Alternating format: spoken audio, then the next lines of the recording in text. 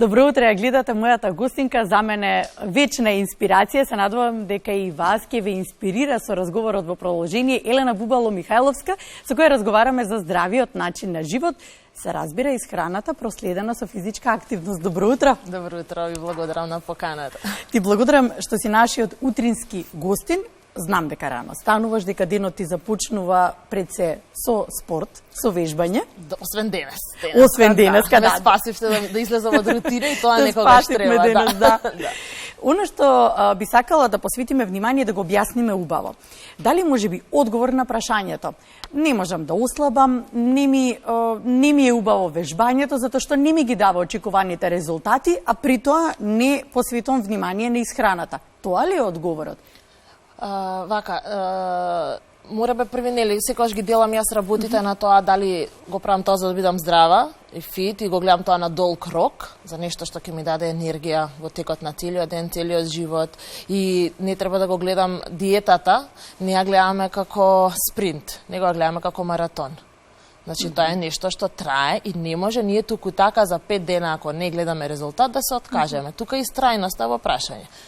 Сега, кога станува збор сериозно за слабење, онаму каде што веќе може имаме и некаков здравствен проблем заради одредена килажа. Јас тука некогаш го гледам повеќе проблемот. А сега, од задоволни за изглед, па не сум задоволна, ова сакам да постигнам, она имаме многу поголеми проблеми кога станува збор за нашето тело. Таму веќе, нели, сами ќе одлучиме дали ќе бидеме на некоја ригорозна диета или не навлегувам, затоа што се некои, да речем, финеси, ситници во прашање и некој наше незадоволство тоа како ние изгледаме. Меѓутоа, кога станува збор за сериозно слабење, вишак на килограми, значи мораме се да опфатиме тука. Многу е важно калорискиот внес во телото. Ние колку и да не сакаме да внесеме калории, меѓутоа тоа е да не ги броиме калориите, тоа е една проста математика. Внес и излез на калории. Ние мораме да го намалиме калорискиот внес, односно да намалиме внес на многу количина на храна. Тоа е едно кога збориме за квантитет. Од тука треба да навлезам на квалитетот на храна. Тоа е да е разноврсна храна, да е свежа храна, да е што помалку да е што помалку обработена, нели, со конзерванци, бои, да е, нели, што посвежа, тоа подобро, разноврсна за да ги внесам сите микронутритиенти што ми се потребни, витамини, минерали, масни киселини и да видам, да направам колку можам со тоа моje познавање, јас што читам, што гледам, можда тренерот ми кажал, можда на телевизија кажала, да направам некаква си балансирана исхрана која што ќе за тоа што некоја една е храна, друга е исхрана. Јас можам со се да се хранам, ама нема со се да ги исхранам моите клетки во телото, за тие правилно да имаат изворна енергија, правилно да функционираат во денот, да немаме вишок на масти, нели, во телото на крајот, пошто тоа го сакаме како изглед за нас. И не е дека вежбањето не е важно, меѓутоа поважна е исхраната во целиот тој процес, а вежбањето ќе го убрза процесот, што е многу нормално, ќе помогне за да се тонизираат мускулите. Самото вежбање, сме во круг со луѓе кои што вежбаат. Па тогаш и, нели, ни се минува и... Па да, леле, вежбав сега, нема да јадам, например, толку и нема да го нарачам ова да јадам. Нормално е, нели, како го менуваме секогаш, и тоа е многу важно. Обкружувањето ни е многу важно. Со кого се дружиме, со кого сме и такви сме. И сега ако се ставиме во некоја група на вежбачи, да кажам, одма е подруго, па 2 сати пред тренинг не јадеш, зашто нели не можеш, па вежбаш 1 сат, па сат време дека стигнеш дома и веќе тука 4 сати не јадеме, затоа што правиме некаква активност. И сега велам инспирација си ми затоа што постојано гледам дека ги подготвуваш дома оброците, планираш за наредните неколку дена, тоа се здрави оброци, колку треба да си ги испланираме пред време, но и воедно така на некој начин ќе заштедиме, можеби во време убаво и тоа да го спомнеме. Да, јас се организирам, а немам потреба да толку да се организирам, затоа што мојата работа не е 8 сати. Во банка, во, нели, немам нека па да морам ограничувачка, од толку до толку мора да се можам, ако сакам во 12 да дојдам дома, и во 12, сега за усала нас не е проблем. Ние уствари немаме можда 8 сати фиксно, ама пак цел ден работиме. Ама имаме, можеме дома да си дојдеме кога сакаме. И сега нас тоа ни помага, например, во врска со исхраната. Ама јас за да им олеснам на сите околу мене, ама јас си го олеснувам денот и си заштедувам многу време. Предходно навечер ги подготвував оброците, а сега знам тоа да биде наутро пред тренинзите, например некаде од 6 до 8, 8:30 ми почнуваат часовите и тогаш да ги почнам и да ги подготвувам. нели ние сме луѓе на се навикнуваме. И дека на почетокот кој ќе се решиме не е едноставно, просекат ни фали идеја. Сега, за да добиеме идеја, затоа сме тука ние.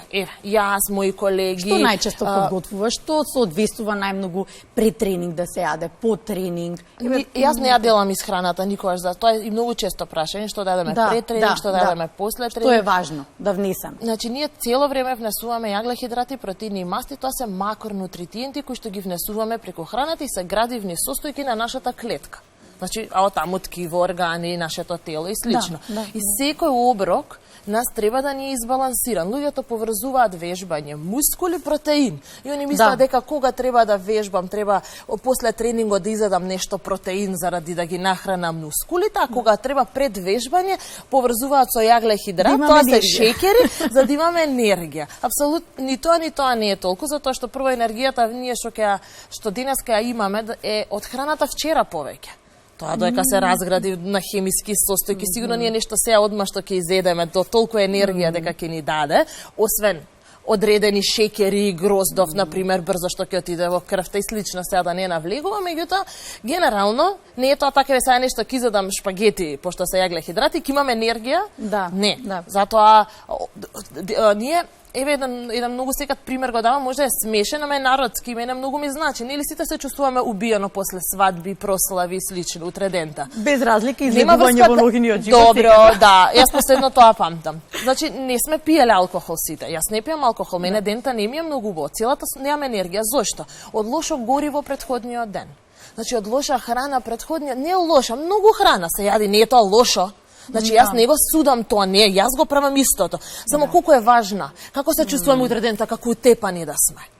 Тоа затоа што претходниот ден е таа енергијата, храната ни е гориво и како треба да се грижиме за какво гориво внесуваме во нашето тело. Са организацијата, нели, тоа таму заглави. Имаме подпрашање, имам веднаш и нова тема. Кога станува за организација, порано мислам дека не се замарав толку. Многу ми било лесно. Стај салата, ама откако имам деца, се тоа се усложни пута 100 да речам, нели? Нормално е, па не јадело ова, па не јадело, не јадело она. Да внесува здрави намирници, така и продукти. Мора и тоа здрави не е све, дојде ред да кажеме дека лебот не е здрав. Не се сложувам со тоа и со тоа, нели, здраво. Што е здраво? Количината и комбинацијата нас не е побитна. Нели не е штетно чоколадо ако изедеме. Количината на чоколадо не е штетна, леб да јадеме, не е здрав. Така компир, ориз не биле здрави. Оризот, да. Количината нивна, комбинацијата во чинијата што ќе ја направиме од протеин, од јаглехидрати, од масти, да биде избалансирана, да се застапени разноврсно, пак ќе кажам, тоа е зеленчукот, свежото, овошјето, за да внесеме микронутритиенти. Тука после ќе кажеме ова е добро, балансирано е, правилна е исхраната или не. Ама тоа здрава и не здрава, многу луѓе има, јас се хранам здраво, кажува, а немам резултат. Пошто што тоа е тоа. Па што е здраво? Кој кажува што е здраво? Како сме одредиле сами? Еве, за почеток ќе тргнеме шеќери, брашно, нели тоа ќе си рече ти има никаков ефект и после стагнираме. Да, и тоа е тој удар некој кој што се случува на организмот. Тоа е калориски дефицит на крајот. Така, и потоа па друго пројавува како недостиг во нашето функционирање и удира по здравието, што би рекле нутриционистите. Тоа е најчесто со ригорозни диети. Тоа со оние диети каде што нема толку лоши диети. Јас сум против такви диети, меѓутоа не се тема на разговор. Кај нив е проблемот што после тоа луѓето не знаат како да продолжат понатаму, пошто тоа се еднократни диети, трае, не е битно, 45 дена, 140 дена. После тоа, значи ние мораме да го најдеме балансот во животот. Нас храната ни е секојдневие. Нас храната ни е нешто што треба да ни биде стил на живот, што не треба да ни прави оптеретување, што треба да не прави среќни, задоволни. Пак ќе кажам, ако јас сакам сега да имам сикспек или стомачните што ги викаат, тогаш нема, искачање нема, алкохол нема, ама не го сакаме ние тоа. Тоа е мал процент на луѓето. Ние сите сакаме да бидеме, да изгледаме фит, здраво, да функционираме убаво во денот, да можеме да извежбаме, да се грижиме за нашата фамилија, да одиме на работа, да имаме енергија. Се е тоа од храната, таа е енергијата, ја спомна, енергијата, мислам дека наситени и недостатоци, наситени е најважна, затоа што некако работниот ден и таа динамичност во текот на денот, таа ни енергија, може да кажам, убива енергијата. Па да, сега се вадиме на тоа дека живееме подинамично. А од друга страна, колку живееме подинамично, толку многу работи ни се автоматизирани дома. Па не переме на раце, не миеме садови на раце, нели сега, дајде роботи дома ни чистат некои сега за значи се случи, се ни се автоматизира, ма ние се брзо време малце ги мешаме работите зашто многу си бараме и оправдување. Ако се вратиме како живееле нашите баби и дедоци, све организација. Значи ние сме мораме да најдеме начин да се организираме. И да, кој не сака да се чувствува поенергично, кој сака да стане утепано да се чувствува во денот. И тоа да трае и да премине во хроничен процес, на пример. Тука ми е под прашањето кога зборуваме на оваа тема. Често знам да слушнам, ќе изедам денеска и за ручек, но и за вечера, ќе изедам бургер или нешто недозволено од онаа брза храна, и од утре наутро почнувам нов режим, нов ден, чистење на организмот. И тоа е стрес за телото. Прво, кога правиме некоја, зашто да си ставаме такви лимити? Денеска ни се јаде бургер или сите сме рекле дека ќе отидеме со децата на пица и ќе отидеме на пица, таа не е смислена за да е лоша или за да е нездрава храна. Мора да ги разграничиме тие работи. Одиме, мора да си ги знаеме навиките кои ни се, па си доаѓаме после дома, се вечера како што треба, се знае кој е доручек, па пак може да ќе не викнат следниот ден да се случи. Не смееме да живееме ние под стрес, дека јас од утре ова нема да правам, ова нема да... Затоа е после тоа краткотрајно. Затоа што адхок се прават промени. Кој може да истрпи ни телото, ни мојот ум? Ако јас од денеска му речам утре ова нема да правам, утре ова нема да правам, ќе јадам 3 пати во оброкот ќе ми биде тоа и тоа, ќе вежбам, Елена рече ќе пешачам, нема ова да правам, не, полека ги правиме промените. Ако сакаме нешто да направиме, мора да сме истрајни. Ние сакаме резултатот да се појави одма сега, за 5 дена. Мора истрајност. И видам дека често и те прашува, добро, кога ќе првите резултати кога ќе ни се појават? Да, и тоа е најчестото прашање. 12 недели генерално за нешто ако сме дисциплинирани, нели, не него дисциплинирани, и сме решиле да направиме одредена промена, 12 недели. Ако се менуваме комплетно, со исхрана и вежбање. Исхрана, вежбање, сон, менаџирање на стрес, ни се водилки во секојдневието, за да ние го постигнеме резултатот кој што го сакаме.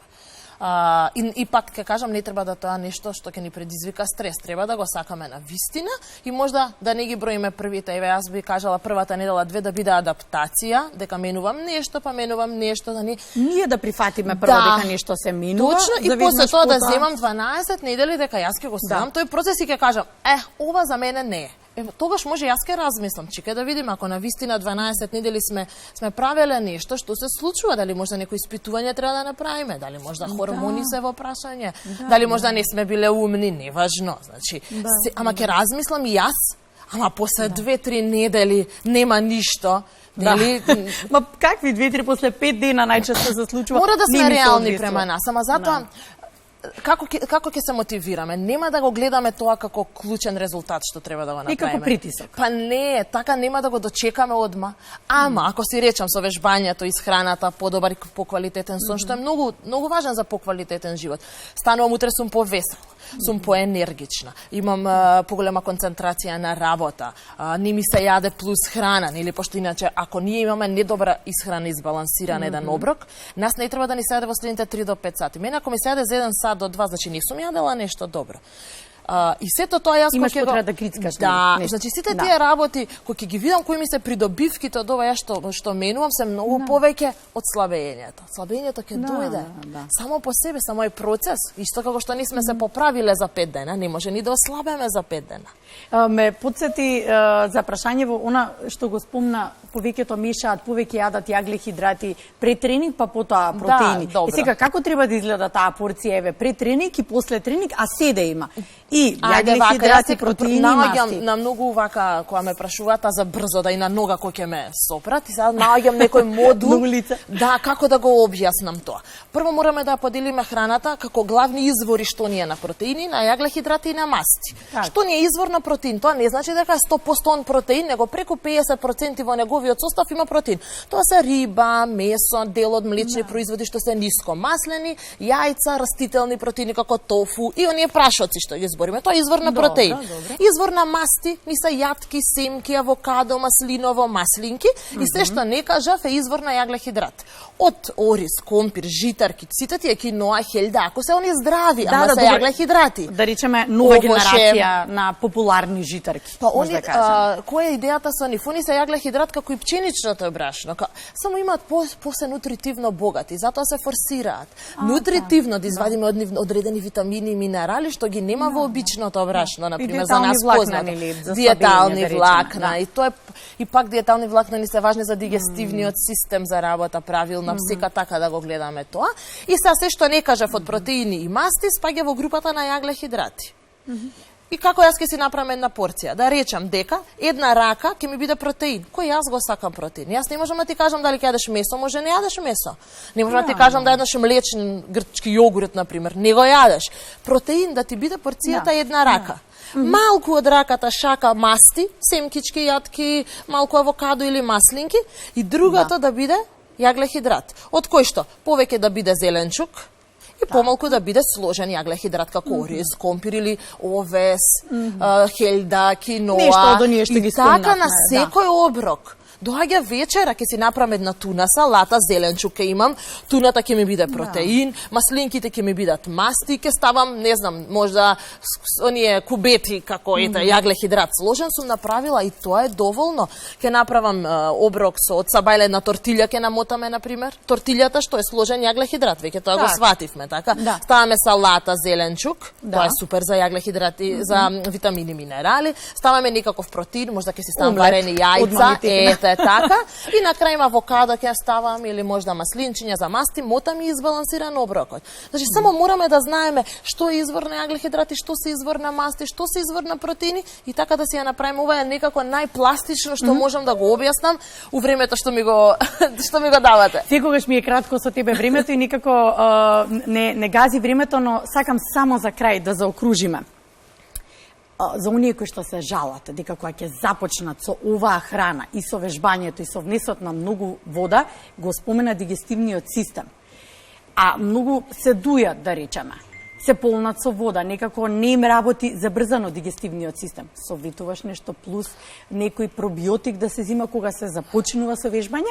Додека да се избалансира или да се остави само на себе организмот да си го најде баланс? Тоа е многу индивидуално и не можеме ние да генерализираме, а да имаме индивидуални проблеми. Тоа е индивидуален проблем каде што лицето мора да се обрати дали кај мене, кај тренер, кај нутриционист, кај доктор, неважно со кого нели го прави целиот процес и да каже каков проблем има. Подуеност е некогаш сите ние на крајот од денот сме подуени од целата храна, сабајле кој ќе станеме не сме, ама ако е тоа нешто што сте сериозен проблем, се иде прво со елиминација на храна. Може некоја од состојките да ја прави подуеност, па елиминираме, ќе ги изелиминираме прво млечните производи еден на недела. Па нема. Па една недела ќе ги изолираме житарките например, што знаеме. Па не предизвикува. Па мешунките, значи да видиме од каде предизвикува и тоа да го тргнеме. Ние имаме цревна флора која што се грижи за тоа и така по секоја цена, моето мислење, пиење на пробиотици во телото, не се согласувам, јас не сум најстручна во тоа, меѓутоа мојот став, смеам да имам став, така биохемичар и слично, дека не би требало, особено сега за да водиме здрав живот, тоа преку храната ќе си го внесеме и ќе си го сработи организмот сам, а не сами да ставаме пробиотици. Елена, ти благодарам. Велам, секогаш ми е кусо времето со тебе, но можно за повторно да се видиме. Благодарам на поканата, јас уживав, се надам им дадов информации кои што ете накратко, нешто ќе им сменат во животот. Но и се надам дека ова што зборувавме ќе биде успешна и позитивна приказна за оние кои што не гледаа, затоа што во инсерти може да видат и предлог вежби од тебе. Може, така да се надам дека токму овој понеделник ќе биде стартот на една успешна приказна за секој кој што сака да влезе во истата. Ти благодарам. Ала, убав ден.